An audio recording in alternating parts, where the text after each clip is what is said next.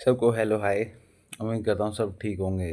तो पिछले कई दिनों से भाई मैं डॉक्टर अम्बेडकर साहब की कई सारी किताबें पढ़ रहा हूँ और उन्होंने मतलब पूरा माइंड को एक क्या बोलते हैं अपना ब्रेन वॉश टाइप कर दिया है।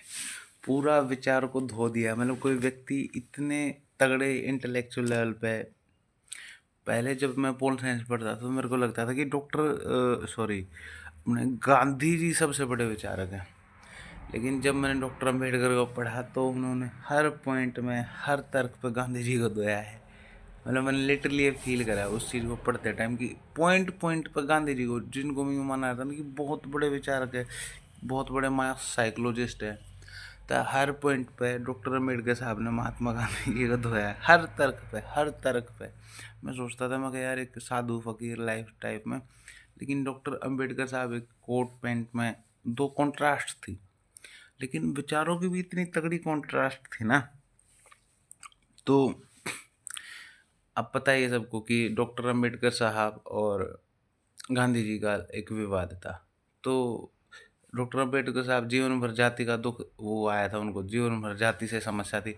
और स्कूल में जब क्या होता था कि स्कूल में जाते थे तो सब तो एक घड़े से पानी पीते थे, एक मटके से पानी पीते थे, लेकिन डॉक्टर अंबेडकर साहब क्योंकि उस टाइम अछूत थे, तो वहाँ पे जो पीएन था, जो आपका पीएन था, वो उनको मटके से पानी निकाल के देता था। वो खुद नहीं पी सकते थे क्योंकि वो अछूते, वो टच करते तो वो पोल्यूटेड हो जाता, वो प्रदूषित हो जाता।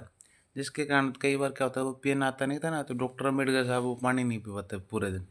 तो उन्होंने अपना बुक में लिखा वेटिंग फॉर वीज़ा में। तो क्या हो रहा था, डॉक्टर अम्बेडकर साहब कह रहे थे कि जाति व्यवस्था खत्म करनी चाहिए अगर हमें भारत को एज एन देश बनाना है। तो भारत को एज एन देश बनाना, क्योंकि भारत में अलग अलग जाति होंगी, अलग अलग धर्म होंगे, तो और जाति पैरेलल चलती रहेंगी। जाट सिर्फ जाटों में शादी करेंगे, गुजर सिर्फ गुजरों में शादी करेंगे, पंडित जी सिर्फ पंडितों में शादी करेंगे।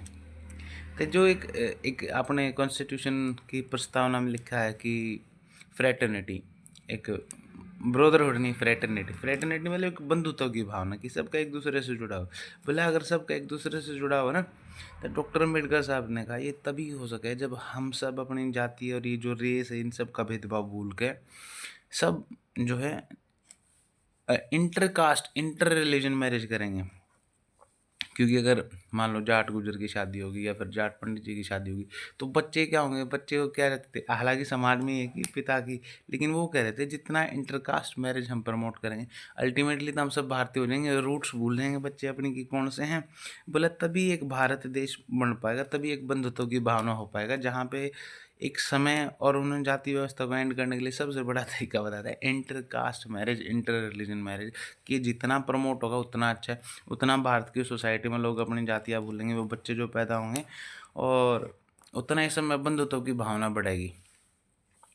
तो गांधी जी कह रहे थे कि भाई यार जाति सिस्टम कोई, अंबेडकर साहब कोई ऐसी बुरी थोड़ी है, ये तो चतुर्वर्ण का हिस्सा है। चतुर्वर्ण का मतलब कि भाई अपना भाई हर उसमें क्या हो, हर सोसाइटी में एक डिफरेंशिएशन हो जाए।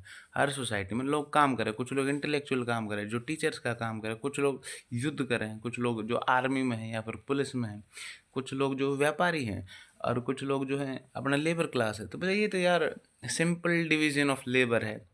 तो गांधी जी के सिंपल डिवीजन ऑफ लेबर, तो डॉक्टर अम्बेडकर साहब का ये डिवीजन ऑफ लेबर नहीं है दादा, ये डिवीजन ऑफ लेबरर्स है।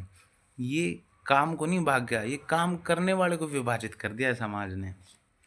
तो वो चतुर्वर्ण को लेकर फिर अपने आर्गुमेंट दें कि चतुर्वर्ण में क्या समस्या। देखो भाई, पहली बात तो वो अपनी किताब में लिखे हैं, डॉक्टर अम्बेडकर इंडिया में एक है बुक, तो उसमें लिखे हैं कि देखो भाई, हम आपने इतिहास पुराण में पढ़ा होगा, जो नॉर्थ साइड में है, नॉर्थ साइड में क्षत्रियों के बीच में और जो है अपना पंडित जी के बीच में लड़ाई, वो बतावा है कि अपने परशुराम साहब की भीष्म से लड़ाई, पितामह भीष्म से लड़ाई।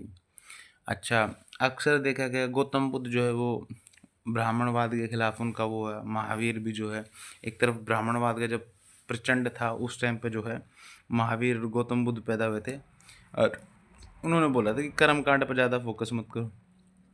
एक तो इसमें एनवी बट है कि आप जो ये जाति व्यवस्था बांटो ना, कि एक ये भाई ये सिर्फ पढ़ाने वाले, ये सिर्फ युद्ध करने वाले। दूसरा वो कह रहे हैं कि मान लो कल नहीं युद्ध होगी, जैसे हमको बताया जाए कि हमारी जो हिंदू सभ्यता, हमारी जो सोसाइटी है वो किस लिए आ रही है कि भाई हम लोग नॉन वायलेंट थे, या हम जो है हमने जो है उनको बहुत वो दिया, आदर्शों को बहुत महत्व दिया है। तो वो कहे भाई इसलिए नहीं आ रहे, अपना इतिहास देख लो, मतलब ऐसा नॉन वायलेंट वोलेंट का पंगा नहीं है। हमेशा हमको जो है इतिहास में पहली बात तो कि भाई बाहर वाला कोई बुलाया, हमारे वालों ने बुलाया, आपस में ये लड़ते रहते थे, है ना। और ऐसा नहीं कि हम इतना प्रिंसिपल्स को फॉलो करते थे, ऐसा नहीं है। मतलब मेन रीज़न जो है ना, मेन रीज़न जो है वो ये था कि आपका समाज बटा हुआ था। मान लो कोई बहुत बड़ी आर्मी ने युद्ध कर दिया, तो क्षत्रिय तो कुछ बेचारे गिनती के होंगे, 80% लोग तो आपने ब्राह्मण, वैश्य और जो शूद्र है वो तो आपने निकाल दी। 20% आदमी लड़ रहे हैं, मान लो कोई बड़ी आर्मी ने अटैक कर दिया, आप कैसे लड़ोगे? क्योंकि ना तो उनको युद्ध करना था, 20% वाली आर्मी हारेगी। और दूसरी बात, ये मेरिट के बेस पे नहीं था। एक आदमी जिसमें नेचुरल योद्धापन है, एक आदमी जिसमें मतलब मेरिट से युद्ध कौशल सीखने की कला, उसको तो लिया नहीं। उस आदमी को लिया क्योंकि वो उसका उसका बेटा था। जैसे बॉलीवुड में चल रहा है, एक्टिंग आती ना आती हो भाई, लेकिन उसका बेटा है, तो मेरिट जब खत्म होगी तो वो चीज़ खत्म होगी। बॉलीवुड देखो कैसे खत्म होना। तो हिंदू सोसाइटी में मेरिट नहीं होगी, आप सिर्फ जन्म आधारित करोगे तो पंगा तो पड़ेगा, है। तो इसी बात को मैं नेक्स्ट वीडियो में कंटिन्यू करूँगा, ठीक है। लंबी हो जाएगी वीडियो यार।